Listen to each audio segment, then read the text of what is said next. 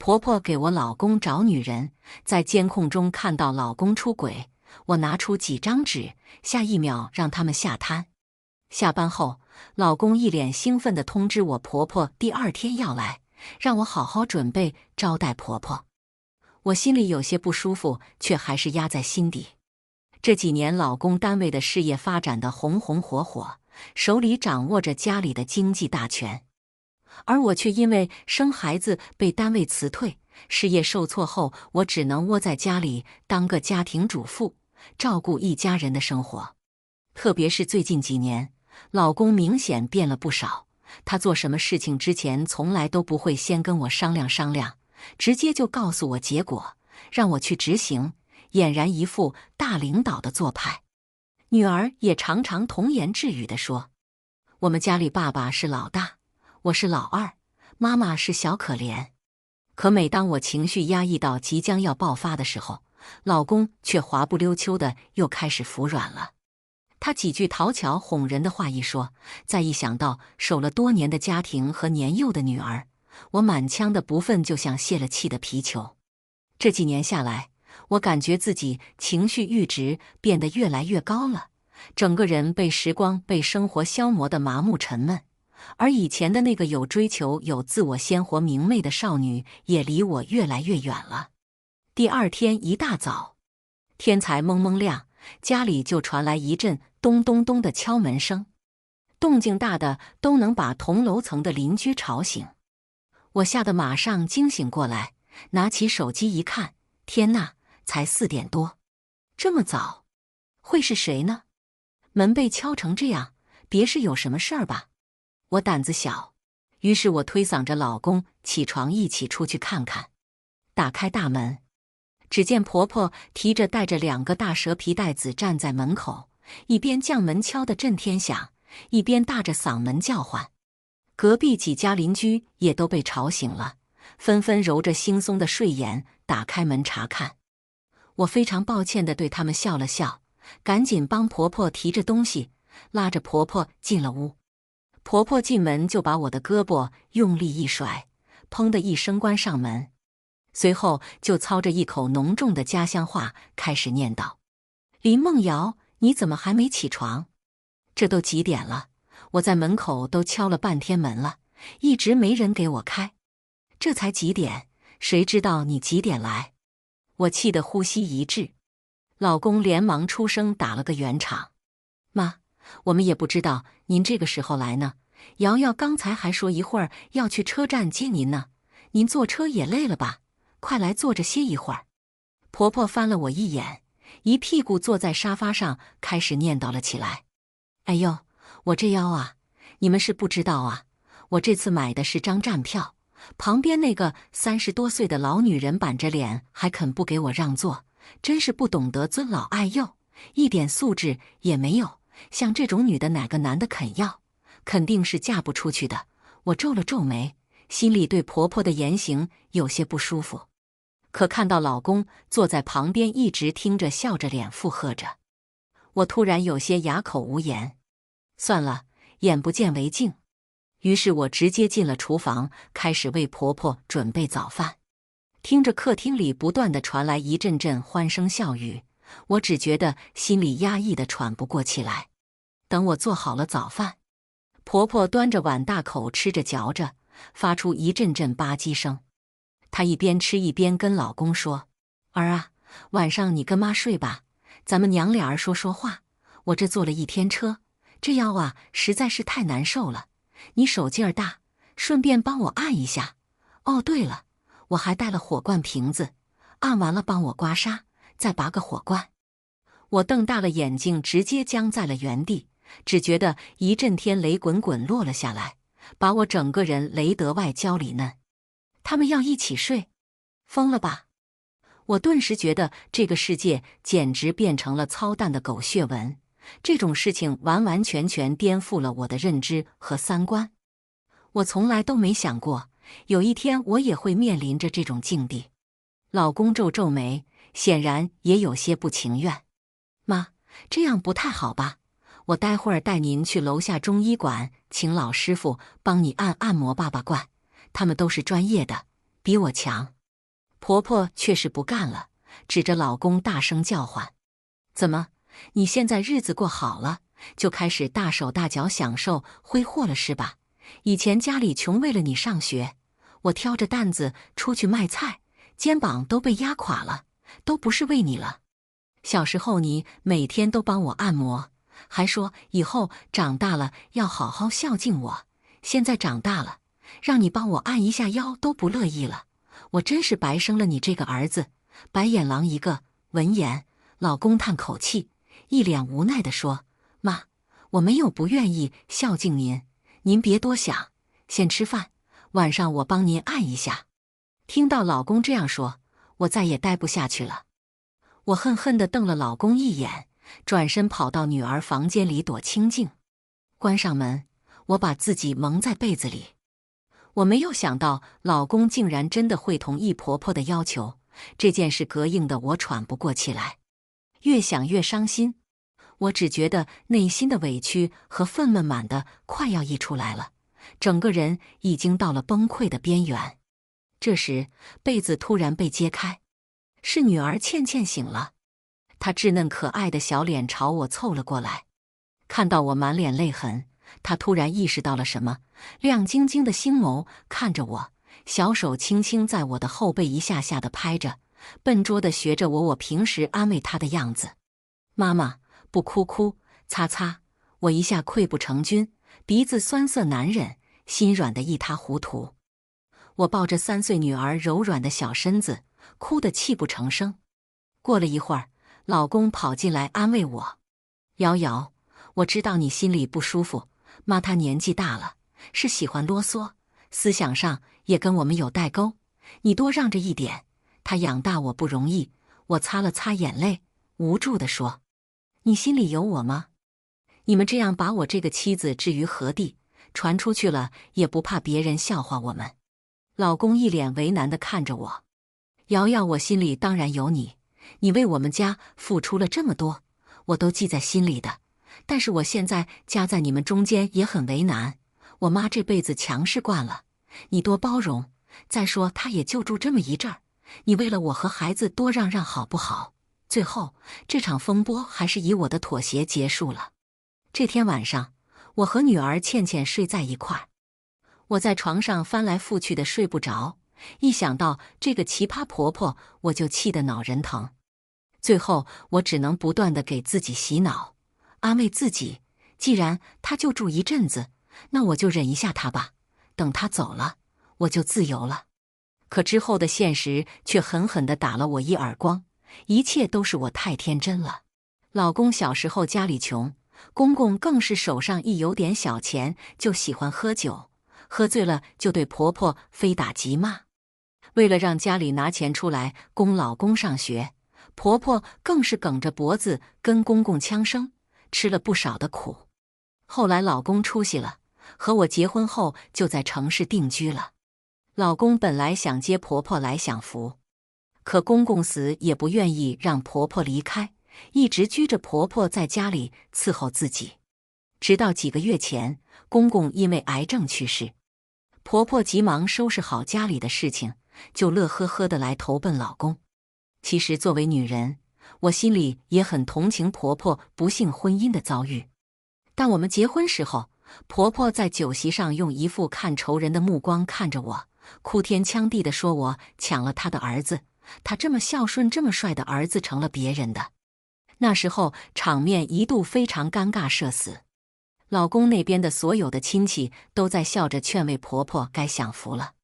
看着婆婆淬了毒一样的目光，那种恨意让我整个人僵在原地，浑身冰冷。我在那时候就已经预料到了，这段婚姻或许根本没有我想象的那么美好。婆婆就这么在家里住了下来，因为我和婆婆每天大部分时间都待在家里，平时更是大小摩擦不断。我努力地想讨好婆婆，尽量维持家里的和谐，可还是经常会被婆婆气得脑仁疼。她时不时地拉着老公晚上跟她一起睡，两母子一起躺在床上谈心聊天。早上老年人睡不着觉，4、5点就起床了。婆婆每天早上轻手轻脚地从客房里爬起来，唯恐吵醒了旁边睡得正熟的儿子，然后一扭腰来到了客厅里，就找各种借口用力敲我的房门，进进出出地找东西，一边找还一边大声地说话，每天都把我和女儿倩倩吵得睡不着觉。有一次我实在受不了爆发了，妈，您以后能不能轻点？要拿什么东西过会儿再拿不行吗？每天吵得我们睡不好觉，我也就算了，倩倩还这么小，每天觉都睡不好，怎么长身体？闻言，婆婆努努嘴，不满地大叫道：就你要睡，少拿倩倩当借口，你看你每天多舒服，睡到日上三竿才起床，天下间可找不到你这么懒的媳妇。我儿子辛辛苦苦赚钱养家，让你在家里享福做太太，还把你惯上天了。我看以后就让倩倩跟着我，别小小年纪被你教成了懒骨头，长大了连婆家都找不到，多跟我学学。闻言，我气红了眼。我这几年虽然没工作，但家里大大小小的家务事哪样不是我在操持？陈俊然里里外外的衣服鞋子，每天我都会帮收拾得平整干净，回到家里整洁的屋子，香喷喷的饭菜，这些难道是天上掉下来的？家里前几年状况不算好，也请不起月嫂钟点工，我们的女儿倩倩也是我一个人日夜辛苦带大的，这所有的一切一点都不比工作轻松。可在婆婆眼里，我竟然成了享福的富太太。这段时间压抑在心底的怨气在我心里彻底爆发，我开始口不择言起来，指着婆婆怒骂道：跟着你学？学你什么？学你一把年纪了还天天跟儿子黏在一起，你不要脸也就算了，别把我女儿带坏了。突然，老公满脸怒气地朝我冲了过来，用力一巴掌狠狠甩在我的脸上。林梦瑶，你在这里胡说八道什么？你在乱说，信不信我撕了你的嘴？婆婆这个时候也反应过来了，哭着喊着坐在了地上，一边哭一边手拍的。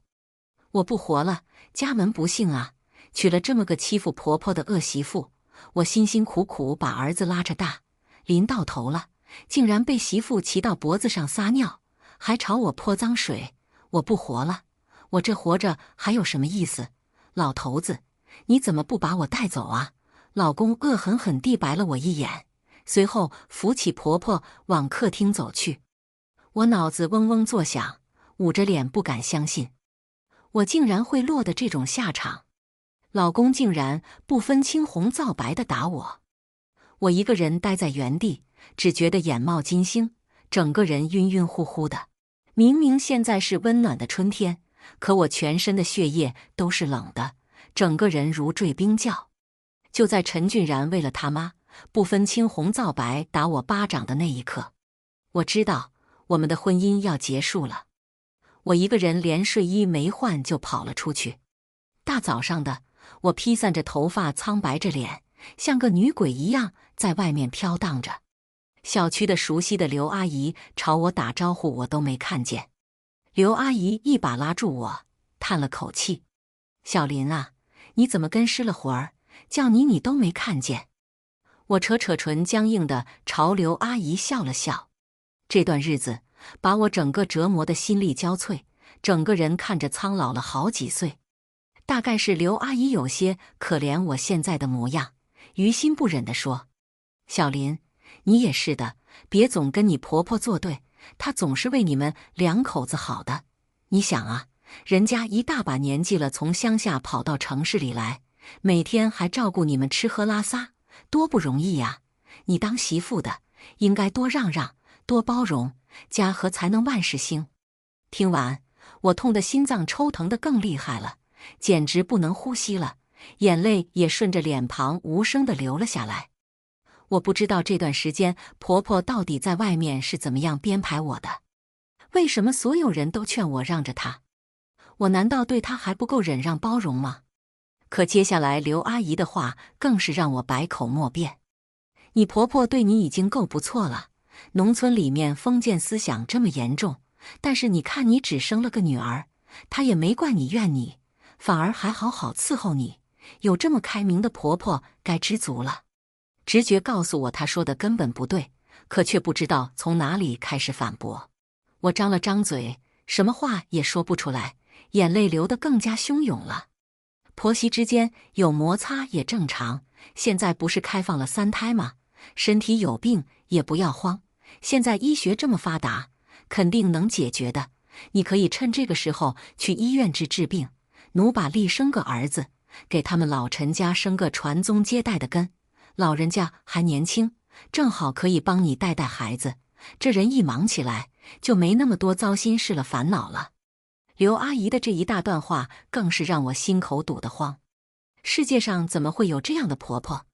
平时对我两面三刀，故意甩一些小手段，恶心我也就算了，在外面还恶意侮辱我，背地里大肆宣扬，引导别人认为我身体有病，生不了孩子，多么可笑的人啊！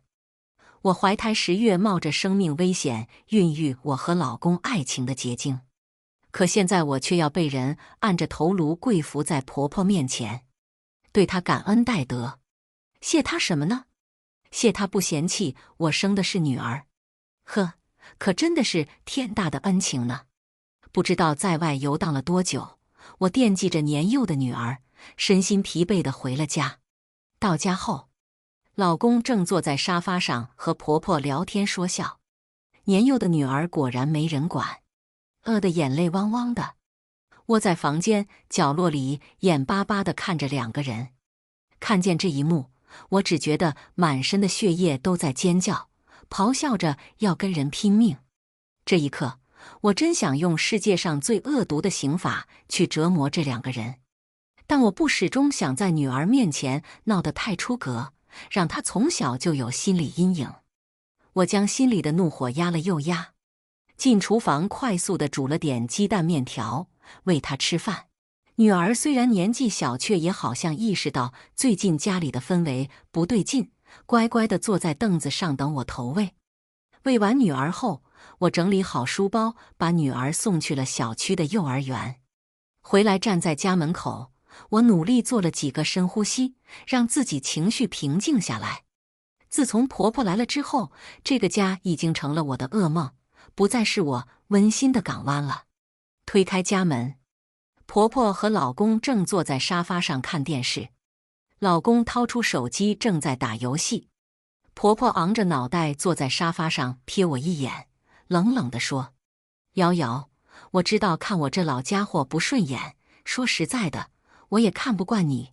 你不懂事不要紧，但作为长辈，有件事情我还得教教你。”听着婆婆阴阳怪气的话，我内心毫无波澜。婆婆冷着脸硬邦邦继续说：“居然是我们老陈家的独苗苗，我们山窝窝里飞出的金凤凰。以前你老说照顾家里忙不能要孩子，现在既然我来了，这些事情就交给我，你好好的把身体养一下，生一个儿子。要是断了我们家的香火，你就是我们老陈家的罪人。”我冷笑了一声：“是啊，谁不知道你们老陈家有皇位要继承呢？你老没见识封建思想不要紧，麻烦你问问你那金凤凰儿子，生儿生女到底是谁说了算？”婆婆一听马上跳了起来，手指着我的鼻子怒骂道：“林梦瑶，你什么意思？你们林家怎么就教出你这么个没教养的女儿，懒惰好吃还忤逆长辈？我真是替你爸妈臊得慌，真是丢人现眼！居然你也不管你媳妇！”我彻底不愿意伺候了，冷哼了一声，继续讽刺道：“自己无知不要紧，还拿无知当个宝一样，在我面前炫耀，也不看自己配不配。”一直装聋的老公这时候出声了，说出的话却让我的心更凉了。妈也没别的意思，就想我们生个儿子，以后老了可以照顾我们，倩倩也有兄弟扶持，这都是为了我们好。你别跟吃了枪药似的在那吵吵嚷嚷的。闻言，我有些绝望地看着朝夕相处5年的老公。生女儿倩倩的时候，明明是他自己信誓旦旦的这辈子说有女儿就够了，只因为不愿再看我承受生育的痛苦。可现在，那些甜蜜的山盟海誓被轻飘飘地推翻了。哀莫大于心死，大概就是我此刻心情的真实写照。我扯了扯嘴角，对着老公说，一开口，嗓音阴哑的厉害。他不知道，难道你也不知道？生儿子是我们说了算。话音落下，婆婆马上高声冷笑着说：“你少在那里拿瞧，我早就打听清楚了，这小区附近有个小诊所，只要花个几千块钱，就能查是男孩还是女孩。如果是女孩，咱们就不要，直到你生出男孩为止。你们把我当成什么了？生育机器？”我震惊，全身发抖，质问的目光看向老公。他眼神躲闪着移开了目光。这一刻，我听到我的心底有什么东西彻底破碎了。婆婆冷冷地说：“什么机器不机器的？娶你回来不就是为了伺候我儿子，给我们老陈家传宗接代，连自己的本分都做不好，还每天舔着脸在家当富太太呢？”我脑子嗡嗡作响，试探着想站起身，可是眼前突然一黑，踉跄几步，整个人差点栽到地。看到我这样，婆婆站起身，嫌弃的像是看垃圾一样看着我，对老公说：“真是晦气，好端端的装什么装？我早就怀疑他有病了，跟了你几年，连个儿子都生不出来。”老公叹了口气，依旧坐在沙发上沉默不语。晚上，我浑身像被抽干了力气，躺在床上一动不动，眼睛睁了一整晚。后面几天，无论老公和婆婆说什么，我都当没听见一样。背地里却约了我以前的闺蜜朋友帮我打听好律师，准备离婚。老公却以为我只是普通的跟他冷战，还在不停地劝我跟婆婆服软，老人家都是为我们好。我心底一片悲凉，冷笑地看着他。他到现在依然不懂，他甚至还想在床上进行双人运动来跟我和解。我像吞了苍蝇一样恶心的，一脚把他踹下了床。很快，闺蜜给我带来了好消息，她帮我找到了一位非常著名、有实力的律师。我开始跟律师一起计算我离婚拿到抚养权的几率。我跟陈俊然的学历文化差距不大，唯一有差距的就是工作。陈俊然在单位上好歹是个二把手，我这几年却只是个家庭主妇。目前的情况对你不是很有利。我看着微信好友页面律师的话，陷入了沉思。这段时间，我对离婚争夺抚养权的事情了解了不少，除了物质基础，双方的思想品质，在争取孩子抚养权方面也尤为重要。因为直接抚养方的思想品质会直接影响下一代的健康成长，所以如果我能取得陈俊然道德不端这一方面的证据，局势将会被彻底扭转。闺蜜知道了我的近况后，开始帮我出主意。她的意思是说，让我出钱找一个高端绿茶，勾引陈俊然出轨，然后监控陈俊然的手机和社交账号，获得他出轨的证据后，摊牌谈离婚的事情。陈俊然毕竟是正规单位的高管，事业也正处在晋升的关键时刻。这时候如果掉链子，他升职的事情绝对会黄了，而且从此以后在单位里面还会抬不起头来。陈俊然奋斗了20多年才走到现在的位置，绝对不愿意撕破脸。不得不说，闺蜜这招绝对简单粗暴，但是我内心还是有些犹豫不决。一方面，我不想做得这么绝，毕竟和陈俊然生活这么久，我们也是有感情的。如果不是婆婆干预我们的生活，我们也不至于感情破裂。另一方面，花钱找来的女人也不知道可不可信。陈俊然能爬到现在的位置，也不是个傻子，他也不一定能轻易被人引诱。这其中不可控因素太多了，风险太大了。闺蜜听到我的否定，直接恨铁不成钢地质问我：“那你准备怎么办？就这么忍气吞声过着？这可不像你啊！”瑶瑶，我摇摇头，有些悲凉的苦笑说：“我不会的，忍气吞声的。我之前就说过了，我对家暴零容忍。从他打我的那一刻起，我们的感情就彻底完蛋了。更何况他现在和他妈一起，还在逼我给他们加生儿子。”正当我犹豫不决的时候，老天似乎也看不下去我的软弱了。当天跟闺蜜告别后，我直接回了家。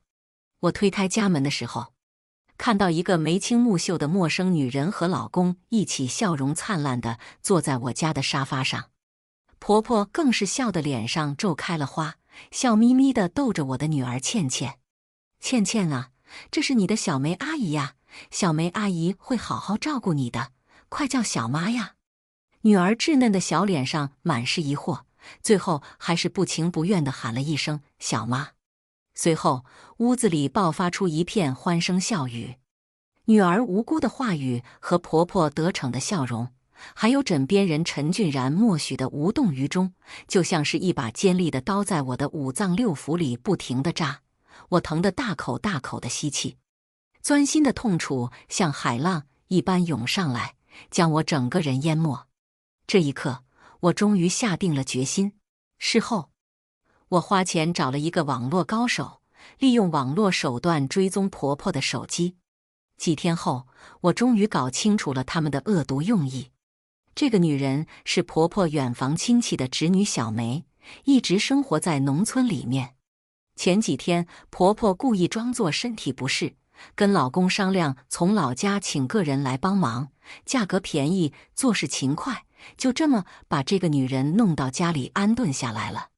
婆婆表面上说是请来当保姆帮我调养身体，实际上是为了勾搭我老公，好给老陈家生个大胖儿子。他们还在私底下议论我身体不好，说他儿子其实根本就不爱我，当初看上我不过是因为我是本地人，他儿子想在大城市里安定下来，说我生不出儿子真是没用，干脆早点死了算了，还说要把我的女儿倩倩扔到乡下去读书，一个女娃就是赔钱货，从小花这么多钱太浪费了。看着手机里恶毒聊天记录，我哭得浑身发抖，一口气憋在胸口上不去下不来。他们就像毒蛇一样潜伏在我身边，朝我吐着阴狠的信子。在我绝望的时候，眼前浮现了女儿可爱稚嫩的小脸。我不能就这么倒下，我不能软弱，我不能放弃。如果女儿落在她手里，这辈子都要被毁了。